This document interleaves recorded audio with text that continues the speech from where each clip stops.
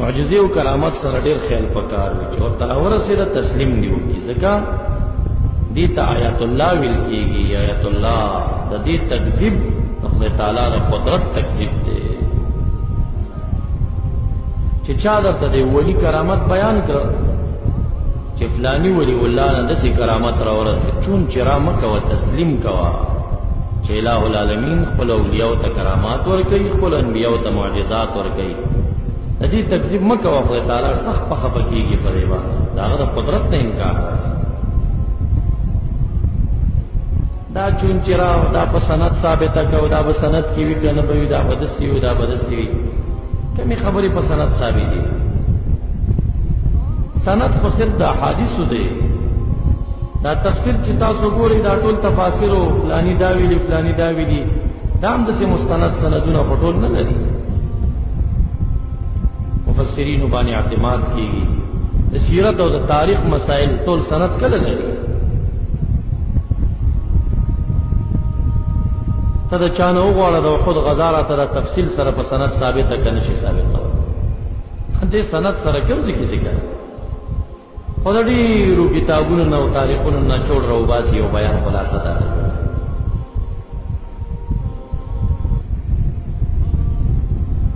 او زه خو وایم چې د سند نه د اعتماد ډېر قوي شی دی که چا کې عقل وي. د هغې زمانه کې شیګانو د ځان نه احادیث جوړول او د اهل سنتو حافظې قوي وي، د دې خلکو حافظې کمزوري وي. نو علما محدثین کېناستل چې چا درته حدیث راوړو نو ورته وایي لږ سند یې راته وایه چې دا سړی شیعه دی د ځان نه جوړ کړی، دا خارجي دی د ځان نه جوړ کړی که نه رښتینو دا حدیث شته. چې کله د سند مطالبې شروع شوې بس معتزله او شیعګانو حدیث بیانول پرېښود، دوی ته سندونه چېرته یاد. نو دا محدثینو د دې خلکو د خلو بندولو دپاره یو بانه جوړه کړه. هغې نه خلکو داسې قصه جوړه کړه چې اوس باره خبره په سند باندې. که سند به د امام بخاري نه اخوا پیدا کړي، دا تا نه بخاري پورې سند کمه دی. دا کوم کتاب چې تا سره پروت دی دا د امام بخاري دی؟ او چا ویلی؟ که دا بیروت کې بل چا جوړ کړی هغه پسې تپلی بیا سند راوړه د دې خبرې چې دا هغه کتاب دی. داسې وهم دی ډر شوی دی دا سند نه لري او دا بې سنده ده او دا سند قوي شو دا ضعیف شو. یهودو عیسویانو خلق را در نکړه، دروغو خبرې پر رسول الله مبارک تپلې، علما کېناستل حدیث محفوظ کړه چې څوک ځان نه خبرې پکې دننه نه کړي. په حدیثو کې پکار هم دا ده چې سند ولټولی شي د خبرې. باقي اعتماد ښه شی دی. مؤمن د ایمان نه، ایمان نوم د تصدیق دی چې ته اعتماد والا انسان یې چې تا ته څوک خبره کوي ته یې ومنې. د چا چې څومره ایمان کمزوری کېږي دومره به اعتماد کمزوری کېږي. څوک چې په دې ټول امت بې اعتماده شو چې دا ټول امت غلا کړي د دین نه، نو دغه نه بیخي ایمان لاړه. بس ته خو یقین نشته، بلکل اعتماد یې نشته. دی اوس ښځو تم سندونه پرېښودل که نه، ښځې به اوس خبره چې ورته پیش کړي دا ضعیف دی، دا خو موږ غلط روایت دی. ښځې هم اوس په دې پوه شو، ټانګېوال هم په دې پوه شو. الله اکبر. څه بېدیني د ترجمې او د مدرسې او د تبلیغ او د علم په نوم خوره کړه. یهودیانو ډېر جالونه جوړ کړه، خو چې کم جال یې دا جوړ کړه او د دین دا ډانچه یې داسې تس نس کړه ورباندې، نو دومره په بل جال کې نه و کامیاب شو. ډېر کامیاب شو په دې کې.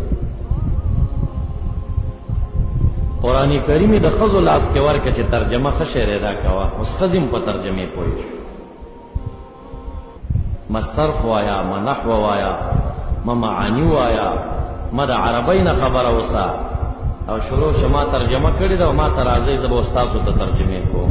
څه مو خیال تاسو لس کاله فنون ویلي دي، ځان نه شروع شئ کوئ یې چې څه پکې وایي. دا ښځې دومره ماهرې شو چې دا اوس په کورونو کې ترجمې خلکو ته کوي. دا د رب ذوالجلال د کلام پورې مسخري دي او استهزاء ده، او دا کار د خوارجو دی.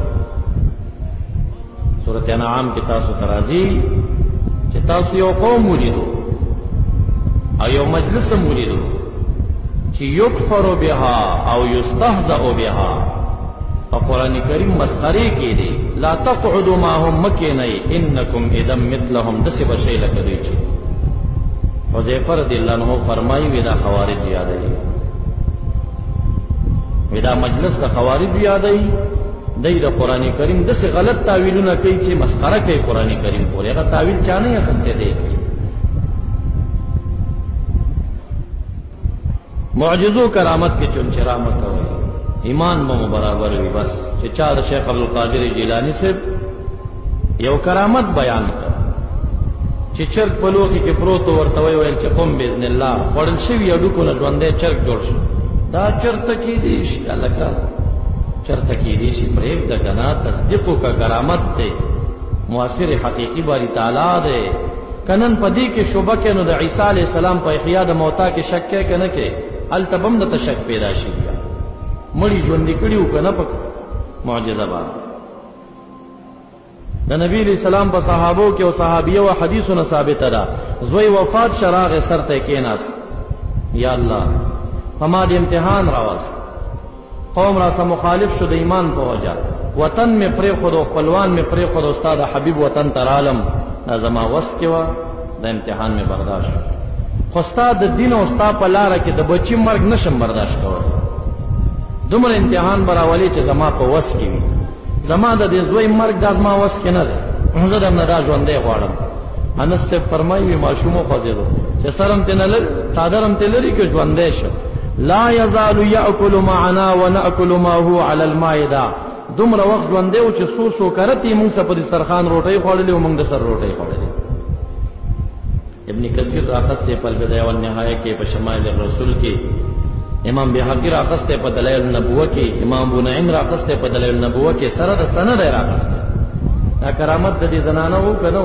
چې د دې په دعا مړ ژوندې شي نو خدا دې امت کې شوی دي چې په دعاګانو مړ ژوندې شوی دي نو که یو کرامت یو ولی ته ثابت شنو ولې به چون چرا کېته او چې کې ورکی تکذیب د آیات الله دی خدای تعالی په ډېر سخت خفه کیږي زه په تاسو ته بیا آیاتنا چې راځي دا معجزې یادوي